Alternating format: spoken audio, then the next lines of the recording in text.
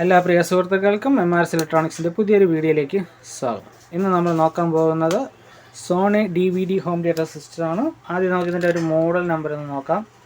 Model number DVD home theatre system DAV-TZ715 എന്ന് പറഞ്ഞ മോഡലാണിത്. അപ്പോൾ ഇത് അർജൻറ്റായിട്ട് ചെയ്യണമെന്നും പറഞ്ഞിട്ട് നമ്മുടെ ഒരു സുഹൃത്ത് കൊണ്ടുവന്ന ഒരു വർക്കാണ്. എന്താ കംപ്ലൈൻ്റ് എന്ന് വെച്ച് കഴിഞ്ഞാൽ നമ്മൾ പവർ എടുത്തു കഴിഞ്ഞാൽ ഓൺ ആവില്ല. അത് തന്നെയാണ് പ്രശ്നം.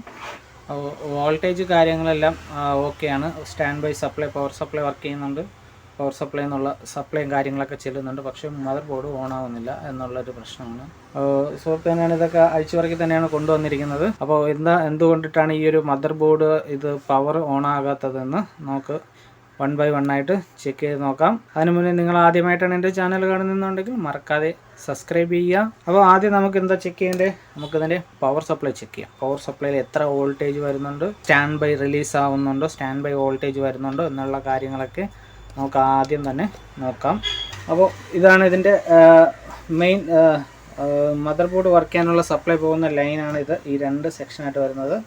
അപ്പോൾ ഈ ഒരു ലൈനിനെ കുറിച്ച് പറഞ്ഞുതരാം. ഇതിൽ മൊത്തം 5, 4, 9 വയറുണ്ട്. ഈ 9 വയറിൽ ആദ്യത്തെ വയർ എന്ന് പറയുന്നത് പി കോണ്ടാക്റ്റ്, പവർ കോണ്ടാക്റ്റ് എന്ന് പറയും. രണ്ടാമത്തേത് എനബിൾ, മൂന്നാമത്തേത് 4.1, നാലാമത്തേത് 6 വോൾട്ട്, അഞ്ചാമത്തേത് ഡി ഗ്രൗണ്ട്, അതായത് ഡിജിറ്റൽ ഗ്രൗണ്ടാണ്. അതിൽ 2 ഓപ്ഷൻ ഉണ്ടാവും. പിന്നെ വരുന്നത് മോട്ടോർ 9 വോൾട്ട്, നോർമൽ ഗ്രൗണ്ട്, പിന്നെ വരുന്നത് 12 വോൾട്ടാണ്. ഇതിനകത്ത് ഫാൻ ഇല്ലാത്തത് കൊണ്ട് ഫാനിൻ്റെ വോൾട്ടേജ് ഇതിൽ കാണില്ല. ഫാനിന് വരുന്നത് 14 വോൾട്ടാണ്. അപ്പോൾ ഇത്രയും വോൾട്ടേജാണ് നമുക്കിതിനകത്ത് ചെക്ക് ചെയ്യാനുള്ളത്. ഓക്കെ, അപ്പോൾ ഞാൻ മൾട്ടിമീറ്റർ എടുത്തു. അത് വോൾട്ടേജ് മോഡലിട്ടിട്ടുണ്ട്, വോൾട്ടേജ് ചെക്ക് ചെയ്യാൻ വേണ്ടിയിട്ട്. എന്നിട്ട് ഈ ബ്ലാക്ക് പ്രോബ് ഇതിൻ്റെ ബോഡിയിൽ എവിടെയെങ്കിലും നമുക്കൊന്ന് ഗ്രൗണ്ട് ചെയ്ത് വയ്ക്കാം. റെഡ് പ്രോബ് ഉപയോഗിച്ചിട്ട് നമുക്ക് വോൾട്ടേജ് കാര്യങ്ങളൊക്കെ ചെക്ക് ചെയ്ത് നോക്കാം. ഞാനിതൊന്ന് പവർ കണക്ഷൻ കൊടുക്കുകയാണ്. ഞാൻ പവർ കണക്ഷൻ കൊടുത്തിട്ടുണ്ട്. നമുക്ക് പവർ കോണ്ടാക്റ്റ് നോക്കാം. ഈ പവർ കോണ്ടാക്റ്റിൽ സപ്ലൈ ഇല്ല. എനേബിൾ പിന്നിൽ സപ്ലൈ ഇല്ല.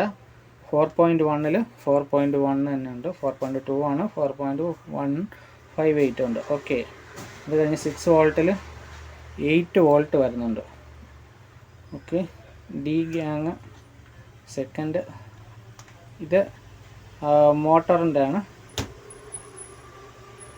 മോട്ടറിൻ്റെ സപ്ലൈ വന്നിട്ടില്ല. അതിവിടെ 9 വോൾട്ട് വരണം, അത് വന്നിട്ടില്ല.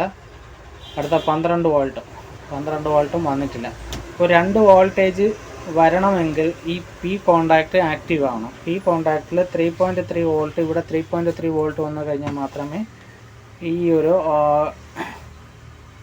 9 വോൾട്ടും മോട്ടോർ വോൾട്ടും ഈ ഒരു 12 വോൾട്ടും ഇവിടെ റിലീസ് ആവത്തുള്ളൂ. അപ്പോൾ നമുക്കിപ്പോൾ ഇവിടെ പ്രസൻ്റ് ആയിട്ടുള്ളത് 4.1 വോൾട്ടും 6 വോൾട്ടാണ്. 6 വോൾട്ടിൻ്റെ ഇവിടെ നമുക്കിപ്പോൾ 8 വോൾട്ട് 9 വോൾട്ട് ഇവിടെ വരുന്നുണ്ട്. പക്ഷേ ഇവിടെ 6 വോൾട്ടാണ് ഇതിൻ്റെ ആ ഒരു ലേബലിൽ കൊടുത്തിരിക്കുന്നത്. ഓക്കെ, ഇനി നമുക്ക് ഇതിനകത്ത് സ്റ്റാൻഡ് ബൈ വോൾട്ടേജ് എന്ന് പറയുന്നത് 3.3 വോൾട്ടാണ്. അപ്പോൾ 3.3 വോൾട്ട് ഉണ്ടോ എന്ന് ചെക്ക് ചെയ്യാം. ഇവിടുത്തെ സ്റ്റാൻഡ് ബൈ കപ്പാസിറ്ററിൽ അപ്പോൾ 3.3 വോൾട്ട് ഉണ്ട്.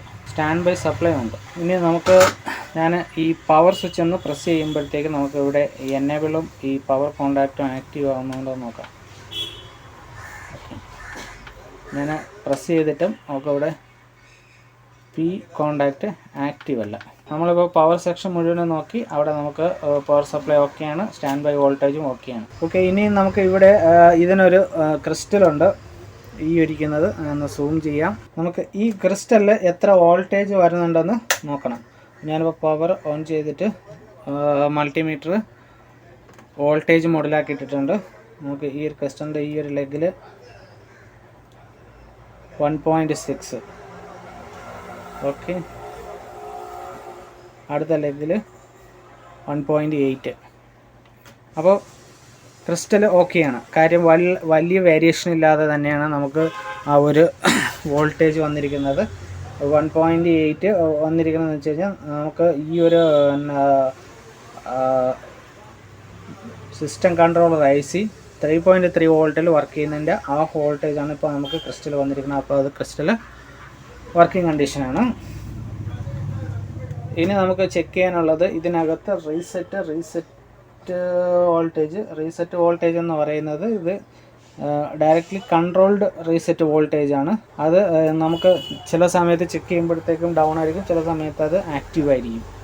അത് കൃത്യമായിട്ട് അത് നമുക്ക് ഇതിനകത്ത് ഈ ഒരു മോഡലിൽ കൃത്യമായിട്ട് റീസെറ്റ് പിന്നിൻ്റെ വോൾട്ടേജ് ചെയ്യാൻ പറ്റത്തില്ല. ഓക്കെ, ഇനി അടുത്തത് വരുന്നത് നമുക്ക് ഈ പവർ സ്വിച്ച്. നമുക്ക് ഇവിടെ ആയിട്ടാണ് ഇതിൻ്റെ പവർ സ്വിച്ച് വരുന്നത്. ഈ കാണുന്നത് ഇവിടെയാണ് പവർ സ്വിച്ച്. ഈ പവർ സ്വിച്ച് ആക്റ്റീവ് ആണോ എന്ന് നമ്മൾ ആദ്യം ചെക്ക് ചെയ്യാം. കറക്റ്റായിട്ട് പവർ സ്വിച്ച് വർക്ക് ചെയ്യുന്നുണ്ടോ എന്ന് ചെക്ക് ചെയ്യാം. ചിലപ്പോൾ പവർ സ്വിച്ച് വർക്ക് ചെയ്തില്ലെങ്കിലും ഇത് ഓൺ ആവില്ലല്ലോ. അപ്പോൾ ഈ പവർ സ്വിച്ചിൻ്റെ കണക്ഷൻ എന്ന് പറയുന്നത് ഈ സിസ്റ്റം കൺട്രോളർ ICയുടെ 97ാമത്തെ പിന്നിലാണ് വരുന്നത്. അപ്പോൾ നമുക്ക് ആദ്യം ഒന്ന് പവർ ഓഫ് ചെയ്തിട്ട് അതിൻ്റെ എത്ര ഓംസ് ഞാനിവിടെ അതിൻ്റെ ആ ഒരു ട്രാക്കിൽ ചെക്ക് ചെയ്യണം. നമുക്കിവിടെ ട്രാക്കിൽ ചെക്ക് ചെയ്യുമ്പോഴത്തേക്ക് ഞാൻ ആ പവർ സ്വിച്ച് റിലീസ് ചെയ്ത് ഇപ്പോൾ ഞാൻ പ്രസ് ചെയ്തിട്ട് പിടിച്ചിട്ടുണ്ട്. പ്രസ് ചെയ്യുമ്പോഴത്തേക്ക് നമുക്കിവിടെ 333 ഓംസ് കാണിക്കുന്നുണ്ട്.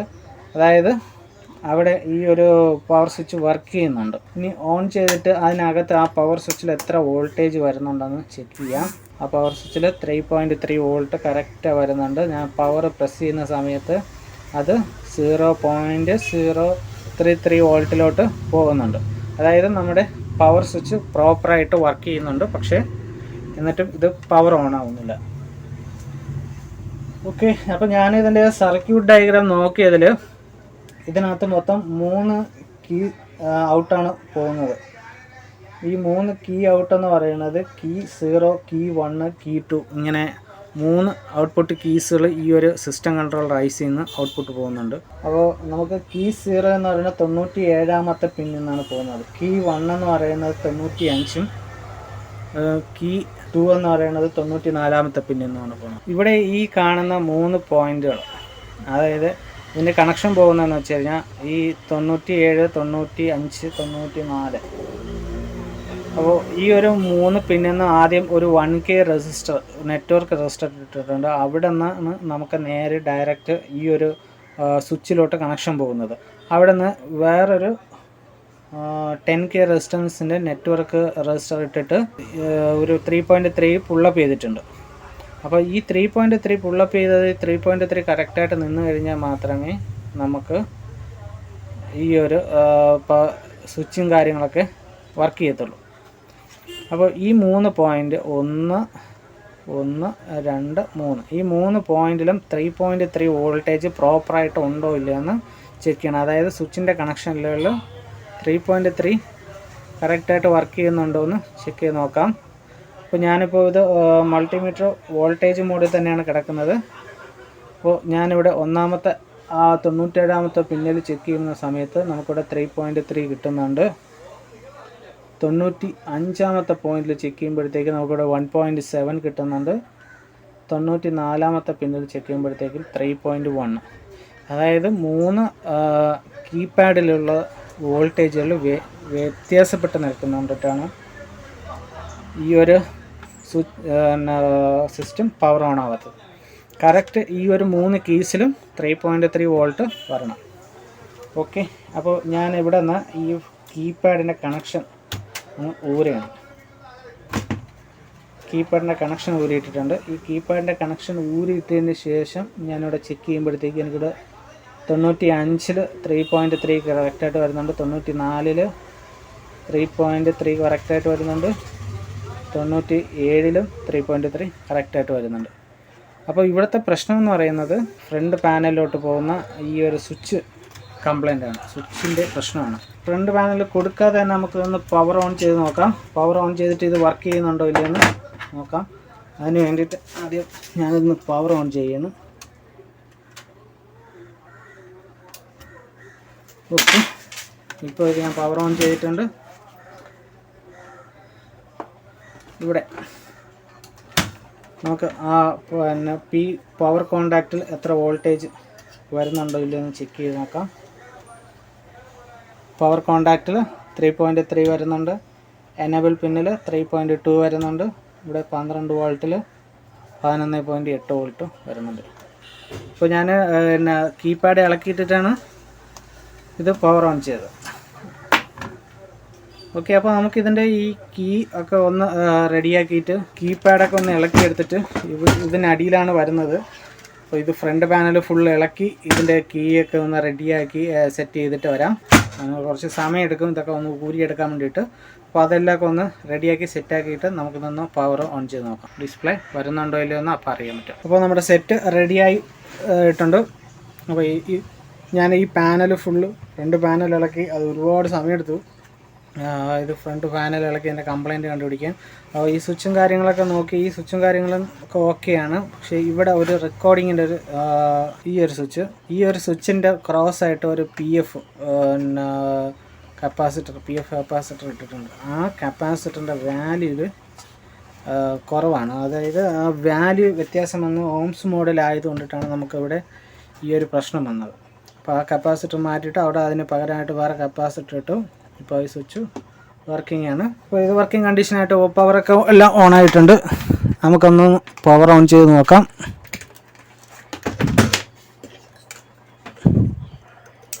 ഓക്കെ, ഞാൻ പവർ എടുത്തിട്ടുണ്ട്. ഇനി ഇവിടുത്തെ കീ അടിച്ച് ജസ്റ്റ് നമുക്ക് പിന്നെ പ്രസ് ചെയ്ത് കഴിഞ്ഞാൽ തന്നെ ഓൺ ആവുന്നുണ്ട്. ഇപ്പോൾ നമ്മുടെ CD കിടക്കുകയാണ്. CD റീഡ് ആവുന്നില്ല. CDക്കകത്ത് ഒന്നുമില്ലെന്ന് തോന്നുന്നു. റൈറ്റഡ് CD അല്ലെന്ന് തോന്നുന്നത്. ഓക്കെ, അപ്പോൾ എന്തായാലും നമുക്ക് ഇതിൻ്റെ പ്രശ്നം മാറി കിട്ടിയിട്ടുണ്ട്. പവർ ഓൺ ആകുന്നില്ല എന്നുള്ളൊരു കംപ്ലൈൻ്റായിട്ട് വന്നിരിക്കുന്നതായിരുന്നു. നമുക്ക് ഇതിനകത്ത് സ്റ്റാൻഡ് ബൈ ലൈറ്റൊന്നും ഇല്ലാത്തതുകൊണ്ട് സ്റ്റാൻഡ് ബൈ ഒന്നും അറിയാൻ പറ്റത്തില്ല. നമ്മൾ പവർ ഓൺ ചെയ്ത് ഡിസ്പ്ലേ വന്നു കഴിഞ്ഞാൽ എന്തെങ്കിലും അറിയാൻ പറ്റുള്ളൂ. ഇപ്പോൾ ട്യൂണർ, USB എല്ലാം വർക്ക് ചെയ്യുന്നുണ്ട്. ഓക്കെ, അപ്പോൾ ഈ വീഡിയോ നിങ്ങൾക്ക് ഇഷ്ടപ്പെട്ടെന്ന് ഞാൻ കരുതുന്നു. നമ്മുടെ കംപ്ലയിൻ്റ് ഇതായിരുന്നു. ഈ സ്വിച്ചിൽ വരുന്ന കണക്ഷനിൽ അതിൽ ഷോർട്ടിങ് ഉള്ളത് കൊണ്ടിട്ടായിരുന്നു ഇത് പവർ ഓൺ ആവാതിരുന്നത്. അത് പരിഹരിച്ച് ഇപ്പോൾ ഓൺ ആക്കിയിട്ടുണ്ട്. അപ്പോൾ ഈ വീഡിയോയിൽ ഇത്രയേ ഉള്ളൂ. നമുക്കൊരു വീഡിയോ ആയിട്ട് കാണാം. അപ്പോൾ ഈ വീഡിയോയിൽ ഇത്രയേ ഉള്ളൂ. നിങ്ങൾ ആദ്യമായിട്ടാണ് എൻ്റെ ചാനൽ കാണുന്നതെന്നുണ്ടെങ്കിൽ എൻ്റെ ചാനൽ മറക്കാതെ സബ്സ്ക്രൈബ് ചെയ്യുക. Thank you for watching my videos. By.